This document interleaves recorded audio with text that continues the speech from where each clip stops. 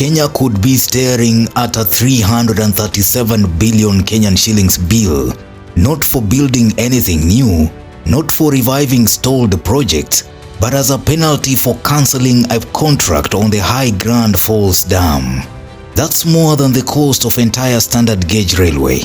Imagine paying for a dam that never gets built. This is a fresh storm rocking President William Ruto's administration, and it has Kenyans asking, who really benefits from these mega projects and who is bleeding the taxpayer dry? The proposed dam site is on the Tana River and will be located in Tharaka Nithi County, will be located on the lower side of the river. At its core, the High Grand Falls is no small idea.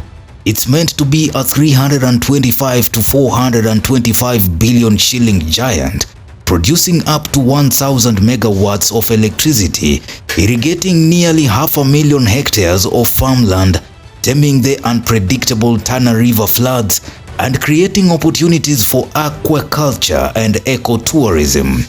It was positioned as a legacy-defining infrastructure dream, straddling Kitui, Tharaka Nithi and Tana River counties. But the promise quickly collided with Kenya's infamous procurement mess.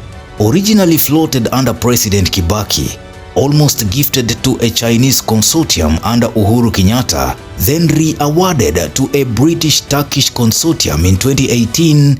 After a bruising legal fight, the project became a symbol of tender wars rather than national progress. Every phase carried ballooning figures: 189 billion Kenyan shillings, 325 billion Kenyan shillings, 425 billion Kenyan shillings, numbers that most Kenyans can't even visualize. The British firm GBM Engineering was brought on board under build, operate, transfer model. Kenya wouldn't pay a shilling upfront. They would build, operate for decades, and then hand it over. But in July 2025, the Ruto administration cancelled the deal, citing better value through fresh tenders. That cancellation, however, activated contract penalties, 337 billion Kenyan shillings in liabilities. To put it simply, Kenya may end up paying almost the same as building the dam without a single stone laid. The potential, and has a potential to store a land of about 5 billion cubic meters. During the rain season, this would ensure that the water does not overflow for a period of 5 years. The water will be used for irrigation, domestic and industrial purposes. Critics are calling this economic genocide. Civil society argues that this isn't just about figures on paper. It's about what 337 billion Kenyan shillings means in real life. That's money that could pay thousands of teachers, fund hospitals, or reduce Kenya's spiraling debt. Communities in Kitui and Tana River now see displacement looming without the promised benefits of power, irrigation, or jobs. Enter China. The whispers are that cancellation clears the path for Chinese firms to swoop back in with cheaper bids. 150 to 200 billion Kenyan shillings. Sounds like a bargain, but Kenyans have been here before. From the standard gauge railway to stalled dam projects, the cheap often comes with hidden costs, opaque contracts, ballooning debt, and suspicious advance payments. Is Kenya trading a British problem for a Chinese trap? For Ruto, the political cost is heavy.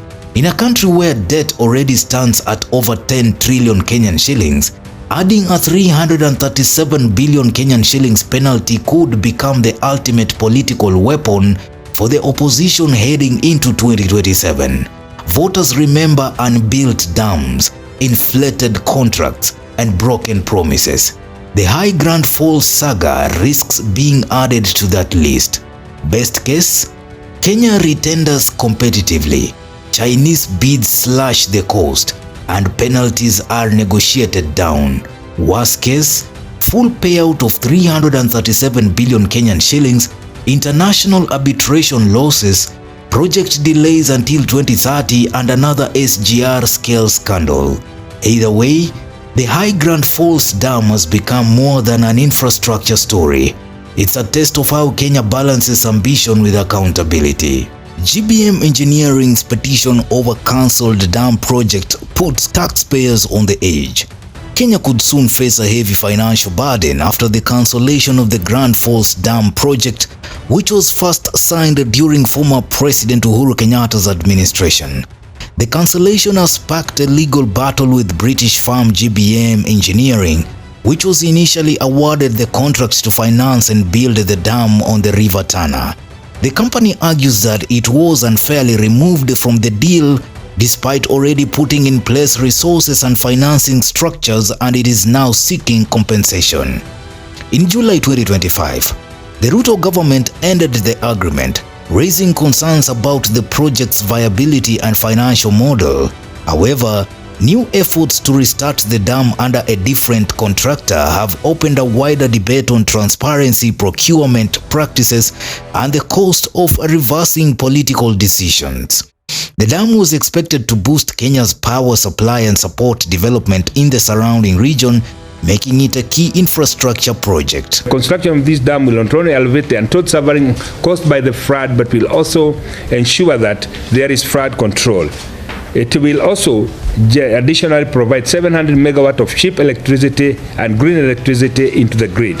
This will be a double victory of the people of Kenya and the communities living downstream. Legal experts caution that this would be a heavy cost for taxpayers at a time when the country is already struggling with high public debt and limited resources for essential services.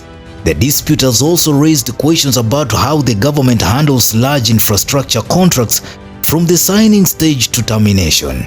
Critics say the lack of openness in cancelling the deal and seeking new partners could harm investor confidence and expose Kenya to repeated legal risks.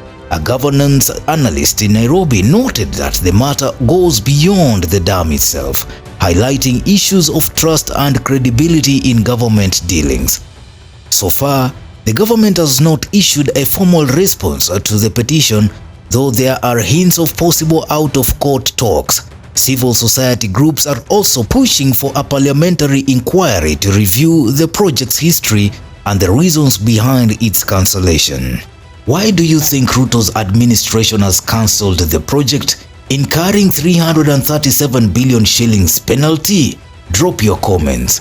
Newsroom, Maisha TV, Ushabi Junior.